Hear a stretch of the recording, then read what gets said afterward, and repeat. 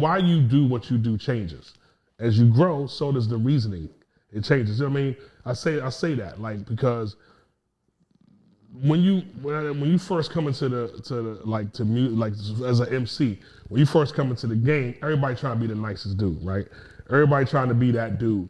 You want to be, I'm seeing anybody blah blah blah with the pen or freestyle or whatever.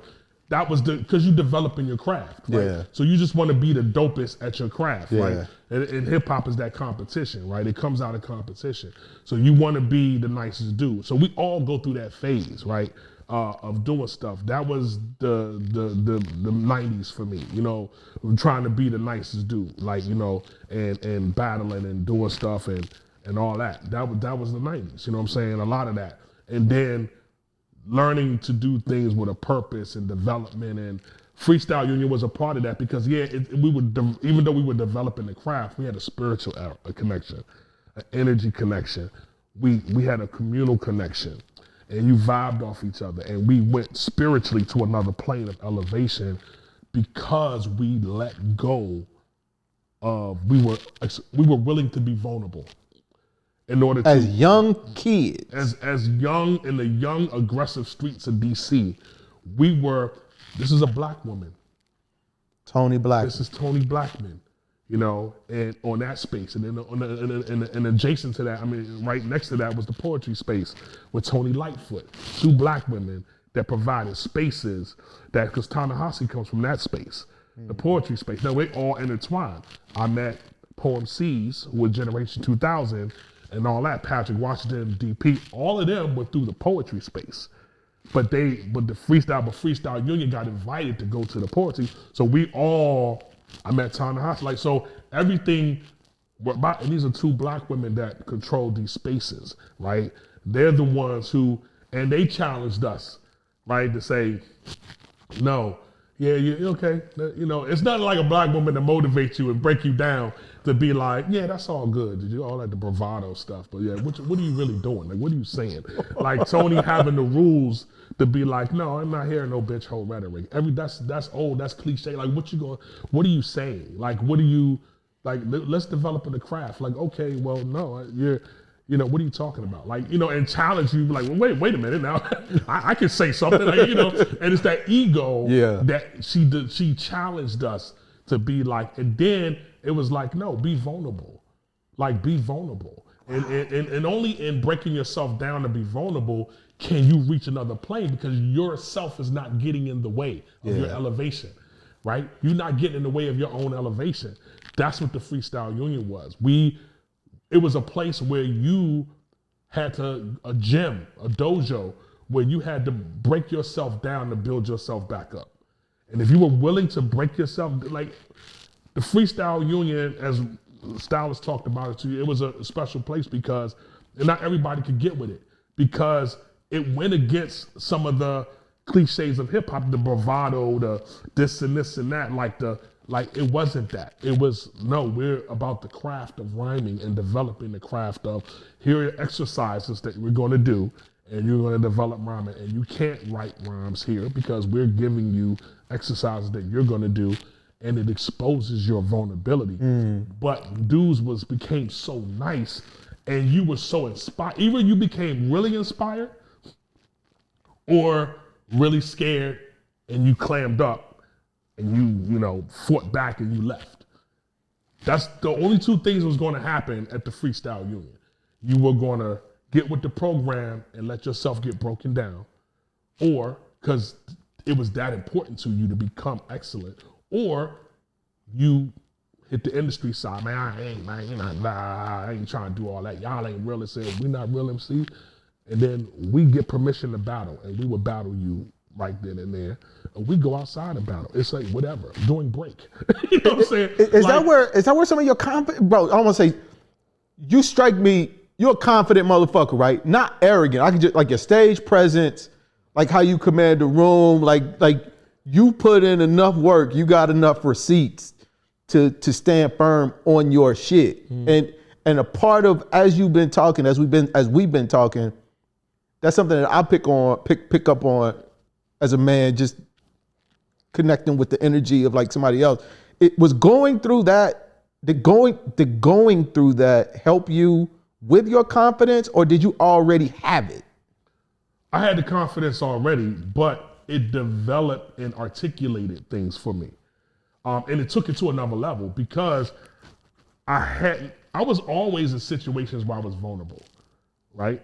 When you're new at something, you're the new guy. You know what I'm saying? When I got with Biz in '92 and we freestyled, against each other at University of Virginia, UVA's homecoming, I hadn't rhymed. Like I wasn't rhyming then. I was a dancer. You know what I'm saying? But I would go outside after the clubs and dudes would be ciphering and I would jump in the cipher and start rhyming and battling dudes. Because I could rhyme. But I hadn't made a decision to rhyme. Okay. You know what I'm saying? The Biz thing. It was casual. It was casual. Biz, and then the DJs was like, no, man, you nice. The New York DJs was like, Slim, I ain't never heard no DC dude rhyme like that. He was like, yo, put you on the booth. And, so that confidence became, because I knew, of course the foundation is my grandfather. My mother, my grandfather, and eventually my father. He put a foundation, even when we were together, he put foundation in me. You know what I'm saying? So that was the thing, right? It was the don't let nobody tell you who you are foundation. So that was first, right? And then if you know that, then you're going to put yourself in vulnerable and situations to expose that, right? Expose who you really are. I like that. And I think that if you're willing to put yourself in those vulnerable situations to really expose who you are, even if it's not a positive, it's not looked at as positive, but you're willing to grow from that. If you're willing to do that, then your elevation is the sky is the carpet. You understand what I'm saying? Yeah. So that's just what the trajectory was, because Freestyle Union, the people who stayed at Freestyle Union were a bunch of people whose dedication to the craft was so great that they let themselves become broken down and vulnerable to be great. So I mean, because that's the process. That's the process. And so for people who got it, when I first saw, I first came to the Union, I saw Kokai and Terrence, Sub-Z brought me to the Union. But when I first saw Kokai, I sat and Black Indian was on the other side, and Black Indian was a 17-year-old kid, you know what I'm saying? And I came to the Union, I'm like, 25, 26, whatever. I come there, and I sit right next to Kokai, like I said, on the dot. And, Coke just, got the little Coke bottle glasses. He's sitting there just, nerdy looking dude. And just, hey, man, okay, yeah, excuse me. It goes up. He put, it's a bunch of index cards with words. He grabs a word and just, I'm like, dude, you get so, like, when you first time you see this, you are so awestruck. And I'm an MC. And I'm looking at this dude, I'm like looking at these, I'm like, what have I just walked into?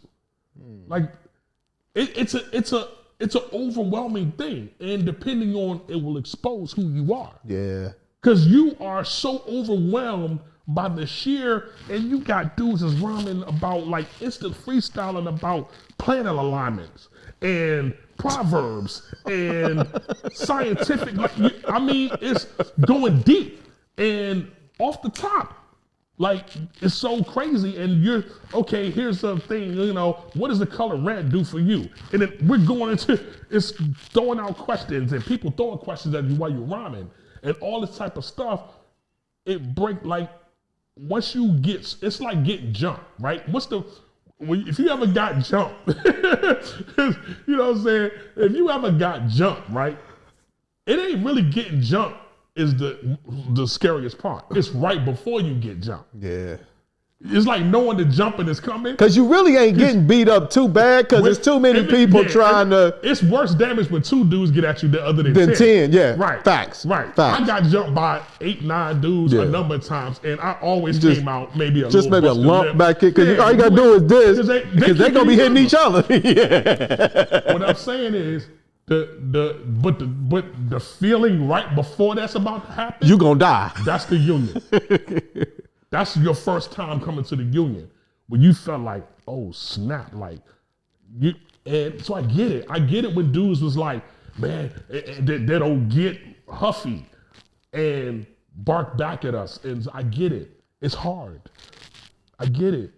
But like, yo, it's a love environment, brother. Like, you know what I'm saying? It's okay. And we try to present like, it's okay. Just stay and grow. Do you think a part of why that was that way was because they were women? Only a black woman could do that. and I say that with the utmost of salute. Like, salute, Tony, because it took a black woman to lead that. I don't think it's too much bravado with a man, and especially hip hop back then in the 90s, because it wasn't just hip hop. It was hip hop in the 90s, bro. You know what I'm saying? This was like 94, 95. When the union started in 94, I came in 95, right? So, and it started at 8 Rock, and there was a art space in Southeast. So that's where it started, and then it moved to Northwest. So if you think about what was going on, like 94, 95, it was crazy. Yeah. Right? So you digging, we pulling dudes off the street at the cop out. You know, we got dudes in 21st in Vietnam and dudes rhyming, like, you know, coming with the click clacks, and we, hey, Slim, keep that in the car. Come rhyme. You know, and them, some people stayed, some people didn't. Right? But this is the backdrop. So for you, all this going on, for us to be like, nah, I'ma stay, man. I'ma stay and grow. Because that's what, I mean, I first time I got up to rhyme, but I was so shook. I don't even know what it was in rhyme, but I just knew I was fumbling, and I was rhyming because you off the top fumbling, and you know, I guess I did well enough for people to come up to me like, yo, you know, but to me, I didn't do it. I was like sitting there because I was so shook of seeing the level of craft and artistry. And I was just like, man, I gotta get there. And I did. I did really quickly. You know, I had dictionaries, the backpacker, I had the dictionary, the thesauruses, vocabulary list. I'm on Proverbs, I'm rhyming about Proverbs. I'm reading Khalil Gibran. I'm reading Art of War, Book of Five Rings, I Ching. Eastern Thought, we going there. Like, you know what I'm saying? So I had to get, you know, and stock up. And then the physical, and build the muscle up. Yeah. Right? And then practice on drawing information in a split second. Right? And doing that. So I became one of the main members doing that. But that's the pedigree. Yeah. That's who you are. Yeah. Like, oh dang, man, I'm not dead, but I'm gonna get there. Because like your granddaddy said, don't let nobody tell you who you are. Don't let nobody tell you who you are. You know what I'm saying? Like, you know, my grandfather and my father, you know what I'm saying? Two different arenas with it, but they both built, you know what I'm saying? And they like, you know, don't let nobody tell you who you are, Slim. You know what I'm saying? So